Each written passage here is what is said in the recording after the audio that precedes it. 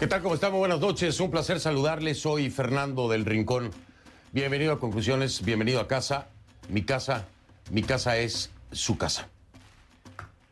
Sin más preámbulo, parece que ayer que le decía yo que muchos mexicanos íbamos a dar el grito, pero el grito en el cielo, por la falta de respeto del propio Estado mexicano, del propio gobierno de Andrés Manuel López Obrador y su 4T, llevando de invitado a Díaz-Canel, con la pregunta válida: ¿qué demonios tiene que ver Díaz-Canel con la independencia de mi país? Parece que el grito se escuchó. Había una gran réplica a la reflexión editorial, como le quiera llamar, que hacía yo ayer. Pero hay otros más que no entienden y que se enfocan en el tema de los bloqueos económicos, el embargo, y qué es lo que está pidiendo Andrés Manuel López Obrador, que le quiten los bloqueos económicos, el embargo, Estados Unidos. Muy bien, ese no es el tema aquí. Y tienen que ser claros y entender cuál es la falta de respeto para los mexicanos y las mexicanas de recibir a alguien como Díaz-Canel. Primero entender que México, la República Mexicana, no es de Andrés Manuel López Obrador para invitar a quien se le dé la gana a nuestra casa. Primero, porque Andrés Manuel López Obrador es muy bueno para querer hacer consultas porque voló el pajarito o porque voló la mosca. Pero para estas decisiones de Estado, invitando a Díaz-Canel, cuestionado por la comunidad internacional por presuntas, o diría yo, confirmadas violaciones a los derechos humanos contra su pueblo, para eso no hay consulta, para eso decide. Y para eso todos los mexicanos y mexicanas pagamos el precio de cómo nos puede percibir la comunidad internacional. Si el tema es el embargo, si el tema es económico, hay otros foros para hablarlo, Andrés Manuel López Obrador. Hay otros lugares para hacerlo, donde también podrá invitar a su gran amigo Díaz-Canel, pero no en un día como el día del grito de independencia de mi país. Porque ningún extranjero tiene que estar en ese momento a su lado, ni aún en un desfile, mucho menos militar. Llevo muchos años, puntualmente señalando las acciones de Andrés Manuel López Obrador y su 4T en paralelo con las acciones que se llevaron a cabo en Venezuela durante el chavismo. Sí, con Chávez y con Maduro. Y aún hay quienes se niegan a darse cuenta del manual que se sigue paso a paso. Ya apareció Cuba y Díaz-Canel en una fecha emblemática para los mexicanos, en una fecha que nos llenaba de orgullo hasta que Andrés Manuel López Obrador nos la cambió. A muchos, a otros no, pero a muchos nos quitó el orgullo y nos llenó de vergüenza. Hay silencio y hay temor. Hay gente que me ha escrito para decirme gracias por haberlo dicho. No te comento nada porque sabes que me puedo meter en un problema. El problema en el que se podrían meter ahora es nada en comparación con lo que vendrá si hoy no se meten en un problema. Porque el silencio ante esto tiene un precio muy alto. Pregúntenselo a Venezuela. Y está sustentado. Y es rápido y es fácil verificar lo que le estoy diciendo. Esto es un tema de derechos humanos, no es de embargo. Se ha invitado a la cabeza de un régimen que tiene infinidad de reportes sustentados con video e investigación por organizaciones como Human Rights Watch por violaciones a los derechos humanos. ¿Sabe cuál es lo más grave? Lo más grave de todo esto, mexicanos y mexicanas, es que el invitarlo a nuestro país es estar de acuerdo en su actuar, es estar de acuerdo en su forma de pensar, es avalar las violaciones de derechos humanos de Díaz-Canel. Eso quiere decir que Andrés Manuel López Obrador no tiene ningún problema con el actuar de Díaz-Canel. Y les pregunto a ustedes, ¿y mañana? ¿Mañana será que Andrés Manuel López Obrador no tendrá problema en actuar igual? con los mexicanos y las mexicanas? ¿No tendrá problema con encarcelar a aquellas personas que cantan una canción en contra del sistema, del régimen? ¿No tendrá ningún problema en coartar la libre expresión, en coartar la expresión artística, en censurar la internet? Porque todo eso y más lo hace el régimen de Díaz-Canel. Pero no molesta, no incomoda a Andrés Manuel López Obrador.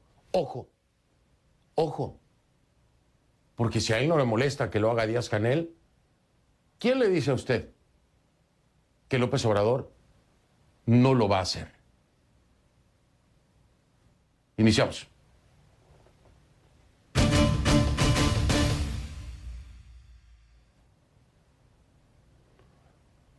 Le pido que a partir de este momento me acompañe utilizando la etiqueta numeral conclu crisis ARG de Argentina. Ese es el primer tema de la noche, por supuesto. El tema de México, AMLO y Díaz-Canel viene después, por supuesto que sí. Pero el primer tema de esta noche es Argentina. Conclu crisis ARG de Argentina es la etiqueta, el hashtag. Sus comentarios, por favor, con esta etiqueta. Mi cuenta en Twitter, @soyfdelrincón, @soyfdelrincón. Hace 4 años venimos escuchando que dicen no vuelven más, pero una noche volvimos y vamos a ser mejores. Gracias a todos, gracias a todas, muchas gracias. Los comienzos de las relaciones casi siempre son bonitos, ¿no? Casi siempre.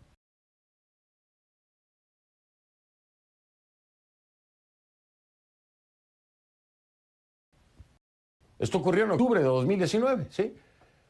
Bonito, todo bonito. El final del discurso de Alberto Fernández, luego de ganar la presidencia, la relación de Alberto Fernández y de Cristina Fernández de Kirchner. Ahí parecía idílica. Entonces estaban de luna de miel política. Menos de 2 años después, la alianza saltó por los aires a raíz de los resultados de las elecciones primarias, abiertas, simultáneas y obligatorias. Las PASO, como se les conoce. El presidente no cree que sea tiempo de plantear disputas, aunque dejó claro quién es el que manda, tenía que hacerlo. Aseguró que la gestión de su gobierno seguirá como él estime conveniente y dice que escuchó a su pueblo. Ahí lo tiene en pantalla, él mismo lo escribió, así lo dejó saber en Twitter. Fernández también pidió a la coalición de gobierno que actúe con responsabilidad después que al menos 5 ministros del ala kirchnerista le pusieran la renuncia a su disposición. Ahora viene la otra parte. La vicepresidenta Cristina Fernández negó este jueves a través de un comunicado que sea ella quien ha hackeado el gobierno de Alberto Fernández. El comunicado no tiene desperdicio, es una carta larga. Vale la pena leerla, se la recomiendo. Pero aquí le va un fragmento. Abro comillas, dice: mientras escribo estas líneas tengo el televisor encendido pero muteado y leo un gráfico. Alberto hackeado por Cristina. No soy yo. Por más que intenten ocultarlo, es el resultado de la elección y la realidad. Sin embargo, ahora, al día siguiente de semejante catástrofe política, uno escuchaba a algunos funcionarios y parecía que en este país no había pasado nada, fingiendo normalidad y sobre todo atornillándose a los sillones. ¿En serio creen que no es necesario, después de semejante derrota, presentar públicamente las renuncias? Cierro comillas. Es parte de esta carta. Vamos con Ignacio Grimaldi, en vivo desde Casa Rosada. Pues para que nos cuentes qué ha pasado el día de hoy, Ignacio, porque sin duda alguna todo el mundo está a la expectativa de cuál va a ser el siguiente paso del presidente Fernández.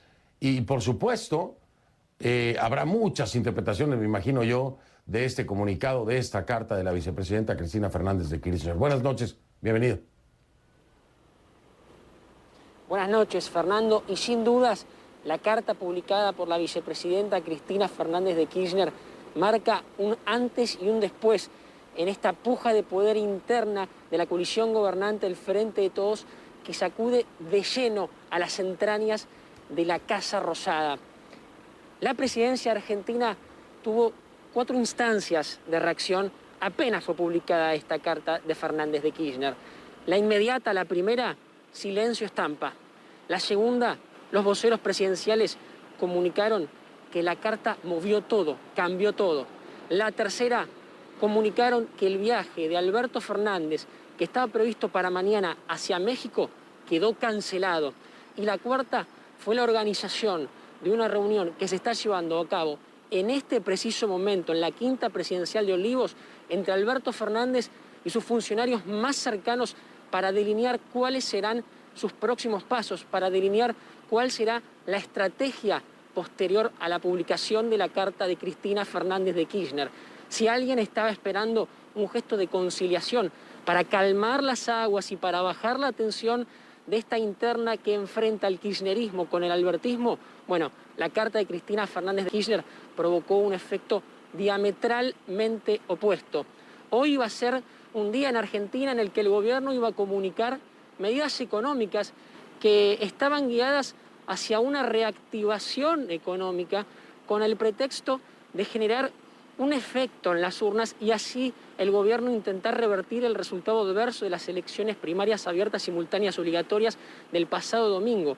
Eso no ocurrió. Hoy no hubo agenda presidencial, tampoco hubo agenda ministerial, algo que es muy poco habitual para el gobierno argentino, porque el gobierno estuvo abocado a resolver sus problemas internos, problemas ocasionados por el propio gobierno. Desde muy temprano en la Casa Rosada, un funcionario muy cercano a uno de los ministros que presentó la renuncia dijo a CNN que lo peor que está sucediendo en este momento es la falta de definición, la falta de decisión de Alberto Fernández sobre el futuro del gabinete. Casi a modo de respuesta, una de las funcionarias más cercanas a Alberto Fernández, también desde la Casa Rosada, Vilma Ibarra, la secretaria legal y técnica, dijo esto. La escuchamos. Vengo a informar oficialmente que el presidente de la Nación, Alberto Fernández, no ha aceptado ninguna renuncia de las que están presentadas y que todas ellas, como la composición del gabinete, está a su consideración y lo va a informar en el momento que tenga algo para informar. Además, en estas horas se viralizó un audio de una diputada, Fernanda Vallejos. Fernanda Vallejos es una diputada que forma parte del ala kirchnerista del Frente de Todos, responde a Cristina Fernández de Kirchner. Este es un audio que era privado, pero luego se viralizó y dejó traslucir que el enfrentamiento entre el kirchnerismo y el albertismo llegó a una esfera incalculable. Al principio, las críticas del kirchnerismo hacia el albertismo se centraban en el diseño de la política económica del gobierno. Luego escalaron hacia críticas especialmente dirigidas a nombres propios, al ministro de Economía, al ministro de Producción y al jefe de gabinete, Alberto Fernández, que es Santiago Cafiero, el hombre de mayor confianza en el gobierno del presidente. Pero este audio lo que dejó traslucir, y también por lo que tuvo que pedir disculpas públicas la diputada Fernanda Vallejos, es que el enfrentamiento escaló a una instancia ya de falta de respeto. Si no me creen, escúchenlo ustedes. Lo que pasa es que todos esperábamos que el enfermo de Alberto Fernández, el ocupa de Alberto Fernández, el lunes a las 8 de la mañana estuviera haciendo una conferencia de prensa en un escritorio con todas las renuncias sobre la mesa, diciéndole a la Argentina no que había escuchado el mensaje de las urnas, como dijo hipócritamente el domingo, porque obviamente se ve que además de ciego es sordo, porque jamás ha escuchado nada, ni tampoco ha aprendido nada de Néstor, ni de nadie, pero no lo hizo. No solamente no lo hizo, no lo quiere hacer. Quiere conservar a su núcleo de inútiles que están ahí todos de prestado, ocupando las oficinas de la Casa Rosada y no han hecho nada. O sea, no hay conducción política en el gabinete porque el jefe de gabinete es un payaso. A esta altura es una gran incógnita lo que puede suceder mañana en Argentina. Lo que sabemos es que el presidente Alberto Fernández va a comenzar su día muy temprano en un foro que fue convocado por el presidente Joe Biden, va a estar en esa instancia internacional en medio de la gran crisis institucional que atraviesa Argentina. Tampoco sabemos si habrá anuncios o no, pero lo que sí se sabe es que la interna de la coalición gobernante ha disparado una crisis institucional en Argentina cuyos alcances hasta ahora son incalculables. Incalculables y por el momento también, Ignacio, desconocidos, porque no vamos a saber hasta dónde van a topar con pared. Habrá que esperar precisamente a las decisiones del presidente Alberto Fernández, pero hasta ahora no sabemos hasta dónde va a llegar esto. Estaremos al pendiente, por supuesto, de mañana y de los próximos días. Cualquier declaración ahora es importante, más aún cuando leemos esta carta de Cristina Fernández. Es impresionante. La voy a tratar de desmenuzar con mi invitado. Ignacio, un abrazo, muchas gracias. Buenas noches, cuídate. Un abrazo, Fernando, buenas noches. Buenas noches, Ignacio Grimaldi nos acompañó desde Buenos Aires. Vamos con mi invitado de esta noche para hablar de Argentina.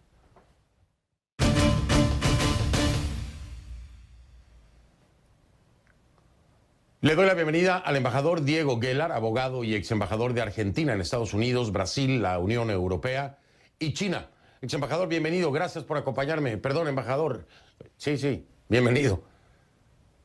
¿Qué tal, Fernando? Buenas noches. Buenas noches, un gusto que me acompañe. Vamos de entrada, a ver, así por encimita nada más. Deme su reacción, por favor, a la carta de Cristina Fernández de Kirchner el día de hoy. Bueno, desata una interna que a mi juicio ya no tiene marcha atrás. Este es un gobierno que nació confuso, siempre fue el gobierno de la vicepresidenta Cristina Fernández de Kirchner, ejercido por Alberto Fernández, pero todos sabíamos en la Argentina que la jefatura política estaba en la señora Cristina. Esto siempre fue muy claro para la opinión pública, y esta combinación, esta interna con delicados equilibrios que hoy ha oficialmente estallado, se rompe el domingo, que hay una elección primaria, porque la elección de medio término va a ser el 14 de noviembre. Lo que ocurrió el domingo pasado fue una primaria obligatoria, nacional, que ha sido espectacular. Espectacular porque el gobierno está asociado entre Alberto Fernández y Cristina Fernández de Kirchner, fue unido, mientras que la oposición, que es el Frente de Juntos para el Cambio, tuvo en 24 distritos o provincias 17 internas muy abiertas, efectivamente con un gran debate, pero esto logró un éxito rotundo. La suma de las distintas líneas de la oposición ganaron ampliamente la elección en todo el país, empezando por el distrito que representa el 50% de la Argentina, que es la provincia de Buenos Aires, y que preanuncia realmente una debacle del gobierno a 2 años de iniciado, el próximo 14 de noviembre, que efectivamente son las elecciones. Insisto, esta es una primaria, pero donde hubo 70% de asistencia, extraordinaria asistencia, no hubo un episodio de violencia, no hubo un cachetazo, no hubo un insulto, no hubo una denuncia de fraude en ninguna mesa. Yo creo que es un hecho del cual todos los argentinos tenemos que sentirnos muy orgullosos. Ha sido en paz, en democracia, sin lugar a dudas. Pero para el gobierno es un desastre, se han puesto muy nerviosos. Hace 2 días que no tenemos lisa y llanamente gobierno. Esperemos que rápidamente resuelvan esto, porque hay que enfrentar la elección y después 2 años más todavía que le quedan de mandato. Efectivamente, de hecho también en estas elecciones primarias surge también una tercera fuerza, una fuerza política. Ayer estuvo aquí conmigo Milei, precisamente estuvimos hablando con él. También es una gran sorpresa, por supuesto, por una postura completamente opuesta a lo que hoy se propone a los argentinos. Pero usted hablaba de algo muy importante. Es un desastre, ya lo sabemos que es un desastre. Pero yo le voy a dar mi percepción, embajador Diego Guelar, de las líneas en la carta de Cristina Fernández. Es que Cristina Fernández desacredita desde el inicio de esta carta al presidente Alberto Fernández. Habla de 18 reuniones con él, ¿no? Y en esas 18 reuniones, parafraseándola, habla de que ella siempre estuvo en contra de las políticas económicas de Alberto Fernández y que siempre se le dijo que no, que estaba equivocada, que esto iba a ayudar y que iban a ganar. Es decir, a mí me parece que está bombardeando completamente la política económica, errada, por supuesto, de acuerdo a lo que han expresado los argentinos en las urnas. Pero habráse visto que una vicepresidenta esté desacreditando el plan de gobierno, equivocado o no, de su presidente. Pareciera incluso que hay una facción, los kirchneristas, que si pudieran, pondrían de nuevo en la presidencia a Cristina. Bueno, acá hay un dato que hay que entender de nuestro sistema constitucional. Igual que en el sistema norteamericano, el presidente es un rey constitucional. El vicepresidente, la verdad, no tiene otro rol más que la presidencia formal de las sesiones del Senado y eventualmente las tareas que le pueda indicar el presidente de la República. Esto está invertido. Aquí manda la vicepresidenta, lo especifica en esa carta. Ahora, de esta historia de 18 reuniones y que ella nunca estuvo de acuerdo, es un dato muy raro para los argentinos porque siempre supimos que este era el gobierno de ella irregularmente presidido por el presidente que tiene la legitimidad formal de haber sido votado. Por lo tanto, eso es incuestionable que el presidente institucionalmente es Alberto Fernández. Pero esta situación interna la conocíamos. Ahora lo que se desata es esta interna que nos deja a todos azorados. Todos los argentinos estamos siendo testigos de este enfrentamiento. Insisto, hace 48 horas que por la parálisis, por las renuncias presentadas, este reunionismo, hemos pasado un miércoles y ya un jueves sin gobierno. Esperemos que esto se resuelva mañana, a más tardar el fin de semana, pero el lunes tenemos que estar con normalidad, tiene que haber un gobierno a cargo para la administración ordinaria del país. Hay que seguir adelante porque tenemos 60 días todavía hasta llegar a la verdadera elección. E insisto, 2 años más de mandato. Sí. O sea, hoy la inmensa mayoría de los argentinos apostamos por que esto pueda resolverse ordenadamente. Todos queremos la recuperación de Argentina, todos creemos en las instituciones, nadie quiere un evento de ruptura institucional y por lo tanto hoy sí somos testigos absolutamente sorprendidos, deseando que esto se termine rápido. Y viene lo que usted dice, vienen las elecciones de a de veras, vamos a decirlo así, ¿no? Llega el momento en el que estas van a ser determinantes, pero le quedan todavía años de mandato. Vienen 2 años de mandato. La gran pregunta es, claro, Alberto Fernández, ¿cómo va a lograr? Perdón, ¿cuánto? Sí. Pero permítame, embajador, antes de que se me olvide, porque tengo que ir a una pausa. Pero a ver, ¿qué va a hacer Alberto Fernández? Con lo que hemos visto de Cristina Fernández, por lo que le queda de gobierno, ¿le va a hacer el aguante a Cristina? Porque hoy mismo Alberto Fernández, muy sutilmente o directamente para muchos, ha salido a decir, el que manda soy yo. Y las políticas que se van a seguir son las mías. Y eso es una respuesta directa a Cristina Fernández. ¿Cómo poder coexistir con una vicepresidenta que hoy lo expone como prácticamente un incapaz, cuando ella sabía todo lo que tenía que hacerse y no estaba de acuerdo con sus planes económicos que le dan al traste precisamente al oficialismo en estas elecciones primarias? ¿Cómo poder convivir con ella hacia el futuro? ¿Cómo va a ser esa relación? Porque esto también trae una fragmentación hacia el interior de la estructura de poder. Todo eso lo hablamos, si me permite, ex embajador, después de la pausa. Estoy con Diego Guelar, ex embajador de Argentina, Estados Unidos, Brasil, la Unión Europea y China. Regreso con él en un momento para hablar acerca de esto. Y México conmemoró los 200 años del inicio de su independencia con una persona que no tenía nada que hacer ahí, el régimen cubano, Díaz-Canel. Entonces no sé si todos celebraron. ¿Se conmemoraron los 211 años? Sí. ¿Se celebraron? Pues hubo muchos que no lo celebramos, ¿eh? Con esos invitaditos. Mejor pegamos el grito, pero en el cielo. Ya regreso.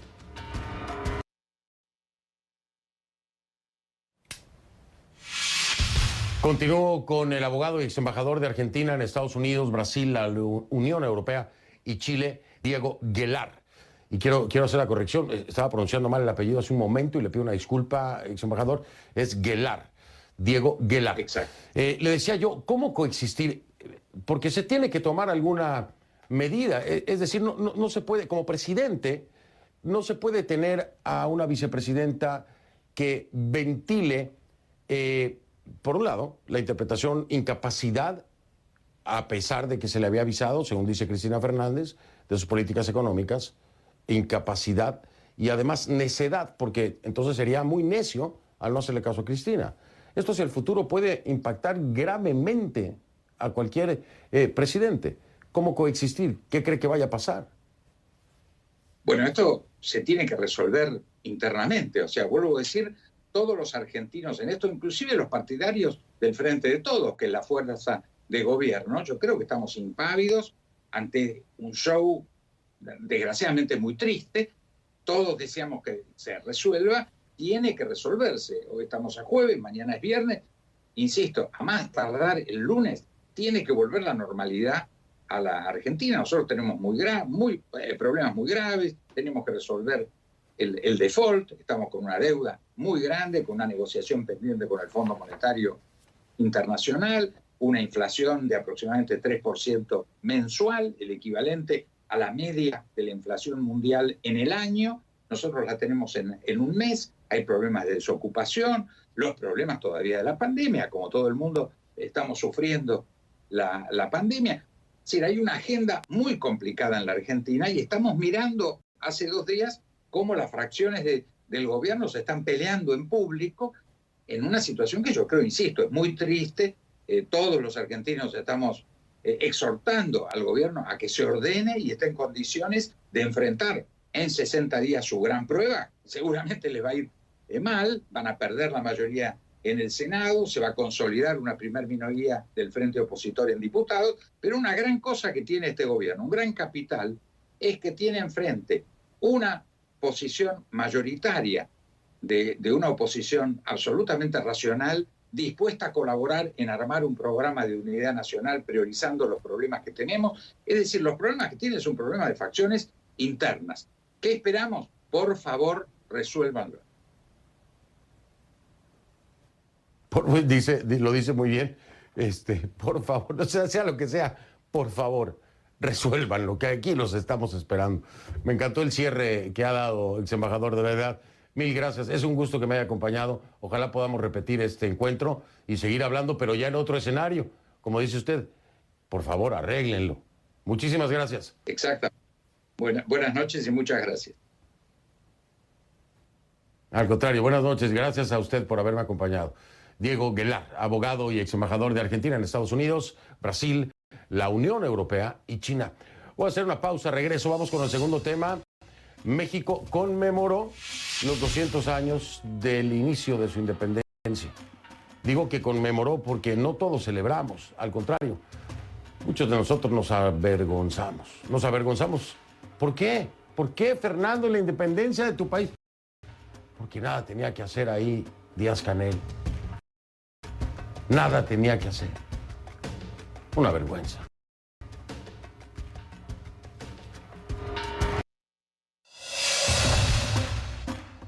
@soy F del Rincón es mi cuenta en Twitter, @soy F del Rincón la cuenta en Twitter. La página de Facebook es facebook.com/conclusiones CNN. Facebook.com/conclusiones CNN.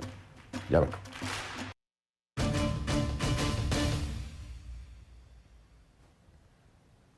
Le pido que a partir de este momento me acompañe utilizando la etiqueta numeral ConcluMXGrito. El hashtag es ConcluMXGrito. Sus comentarios con esta etiqueta a mi cuenta en Twitter, @soy F del Rincón, @soy F del Rincón.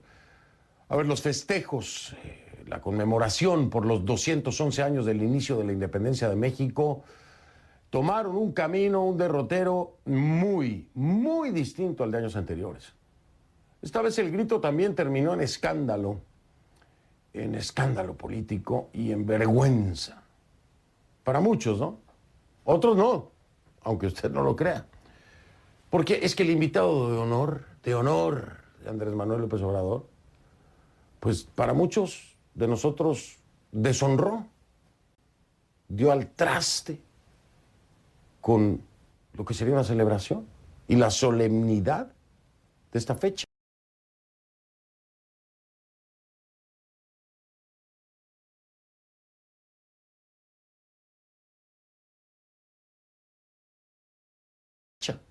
esta fecha tan señalada. Mire. El día de hoy recordamos esa gran gesta histórica y la celebramos con la participación del presidente de la República de Cuba, Miguel Díaz-Canel, quien representa a un pueblo que ha sabido, como pocos en el mundo, defender con dignidad su derecho a vivir libres e independientes, sin permitir la injerencia en sus asuntos internos de ninguna potencia extranjera. Ya he dicho y repito, podemos estar de acuerdo o no con la Revolución Cubana y con su gobierno, pero el haber resistido 62 años sin sometimiento es una indiscutible hazaña histórica.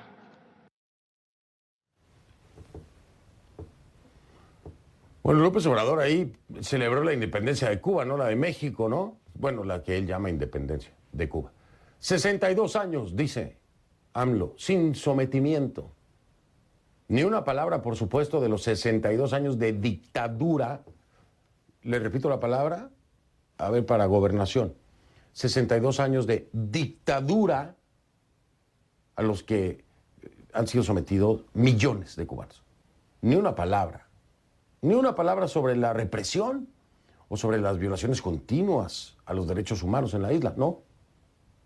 En la realidad paralela de López Obrador y sus otros datos y su 4T, Cuba debería ser declarada Patrimonio de la Humanidad por su resistencia. Esa perorata, por supuesto, que resultó pues ser música para los oídos de Miguel Díaz-Canel, quien agradeció la solidaridad mexicana, dice, pero le corrijo, la de AMLO. Escúchelo. La decisión de invitarnos tiene un valor inconmensurablemente mayor en momentos en que sufrimos los embates de una guerra multidimensional con un bloqueo criminal recrudecido oportunistamente con más de 240 medidas en medio de la pandemia de la COVID-19 que tan dramáticos costos tiene para todos, pero en particular para los países de menor desarrollo. Estamos enfrentando paralelamente una agresiva campaña de odio, desinformación, manipulación y mentiras montada sobre las más diversas e influyentes plataformas digitales que desconoce todos los límites éticos. Bajo el fuego de esa guerra total, la solidaridad de México con Cuba ha despertado en nuestro pueblo una mayor admiración y el agradecimiento más profundo. Qué grotesca imagen, ¿no? Díaz-Canel en primer plano y en segundo plano, 211 años de independencia de México. ¡Qué demonios! Cualquier mandatario extranjero, cualquiera, ¿qué demonios tiene que hacer ahí? Bueno, mucho menos Díaz-Canel, por supuesto. Esto que ocurrió, esto que usted ve, que si no lo ve, no lo cree, enfureció, por supuesto, a muchísimos mexicanos y mexicanas. Me incluyo, me sumo. Como se lo decía ayer, pusimos el grito, pero en el cielo. Vamos a hablar en un momento con Gabriel Cuadri, diputado federal por la coalición opositora de México, sobre esta invitación, presencia de Díaz-Canel. De entrada le digo, Cuadri, ¿qué dice? La Unión Europea aseguró condena a la dictadura comunista cubana por atropello de derechos humanos. El gobierno mexicano acoge al dictador y humilla a nuestras Fuerzas Armadas. Y sentencia que se trató de una vergüenza de política exterior. Eso dice Gabriel Cuadri y más cuando regrese.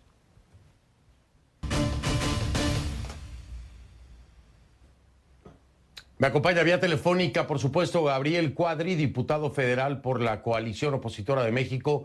Diputado, bienvenido, gracias, buenas noches. Al contrario, buenas noches, un gusto estar con ustedes. Mil gracias. ¿Hasta qué nivel lo que ha ocurrido en México con la presencia de Díaz-Canel? ¿Hasta qué nivel? ¿En qué ámbitos? Porque no solamente el político.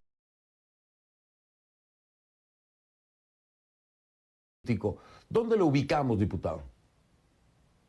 Creo que es una verdadera debacle moral y política del gobierno mexicano, de ese gobierno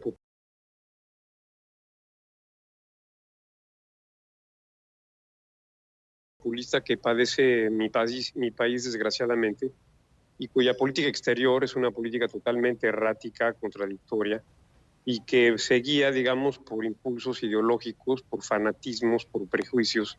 Y lo estamos viendo ahora mismo, en donde el gobierno mexicano se convierte en valedor de la dictadura más atroz en la historia de América Latina, una dictadura comunista infame que ha oprimido y empobrecido al pueblo cubano desde hace más de 60 años.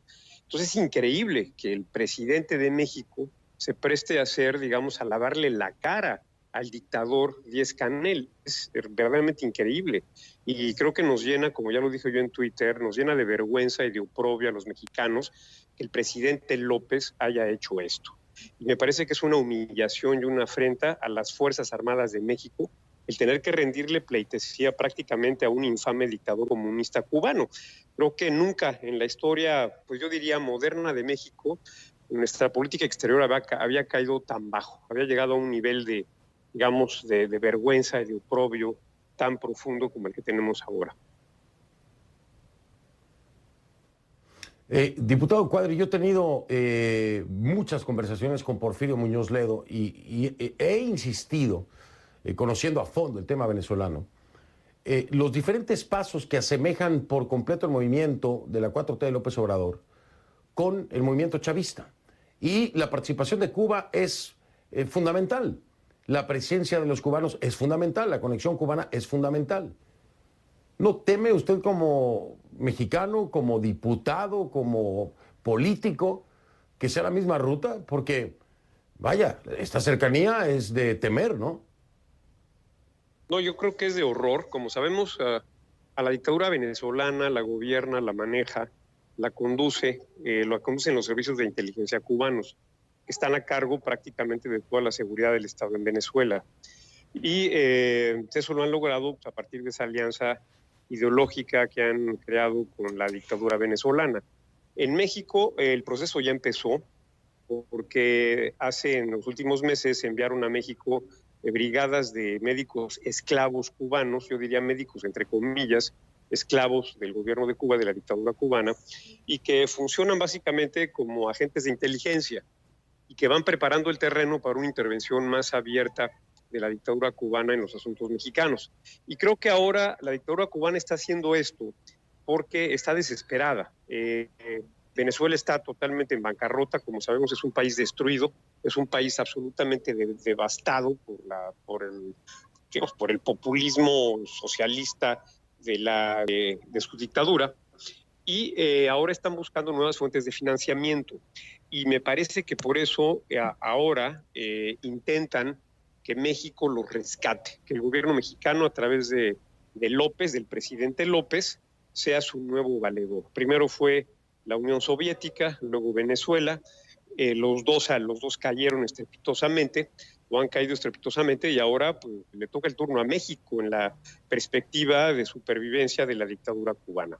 Y hay que decir que todo esto pues, va de la mano de una política exterior que es claramente que convergente con los intereses de la dictadura cubana. Ahora México se ha enfrentado, le ha lanzado una gran embestida a la OEA y trata, digamos, de hacerle el vacío a la OEA, de enfrentarla con el resto de las naciones latinoamericanas a través de estas cumbres de CELAC, de esta comunidad de estados latinoamericanos y caribeños en la cual participa Cuba, desde luego, y Cuba no está en la OEA. Y el gobierno mexicano, de una manera, yo creo que pues, abyecta y difícil de explicarse racionalmente, si no es más allá de ideologías y de fanatismos, trata de enfrentar a México con los Estados Unidos y de acercar a México como yo lo comentaba, a la dictadura más oprobiosa, miserable, opresiva y destructiva que ha habido en la historia de América Latina. Entonces, todo esto forma parte de esta secuencia de hechos en donde la dictadura cubana pues mueve sus hilos para asegurar su supervivencia a través de nuevos valedores, de nuevas corrientes, digamos, de subsidio, de apoyo político, financiero, ahora a México. Hay que recordar que hace apenas unas semanas el gobierno del presidente López en México mandó un barco o 2 barcos a Cuba llenos de provisiones, de medicinas y de alimentos para poder soportar a la dictadura en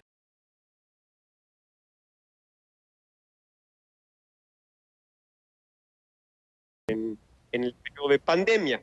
Entonces creo que está muy claro, caída la Unión Soviética, caída Venezuela, ahora le toca el turno a México, y eso yo creo que debe de preocuparnos muchísimo. Sí. Y ya lo creo que sí, ¿cómo no? No, pero no solamente eso, es que invitar a Díaz-Canel, tenerlo ahí, quiere decir que compartes la ideología, quiere decir que estás de acuerdo, que no te molesta las violaciones de derechos humanos de la dictadura cubana, y bueno, pues puede aplicarse en cualquier momento, desde la 4T de López Obrador a los mexicanos y mexicanas. Ojalá que no sea así. Gabriel Cuadri, diputado federal por la coalición opositora de México, ha sido un placer. Gabriel, mil gracias. ¿Perdón?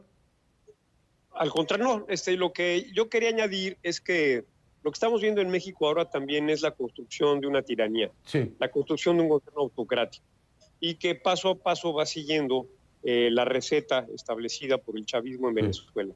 Entonces, que no nos extrañe si el gobierno de López trata de perpetuarse en el poder, de seguir la misma ruta que ha seguido Venezuela, y ya hay que estar preparados para ello y tratar de impedirlo y de controlarlo de todas las maneras posibles.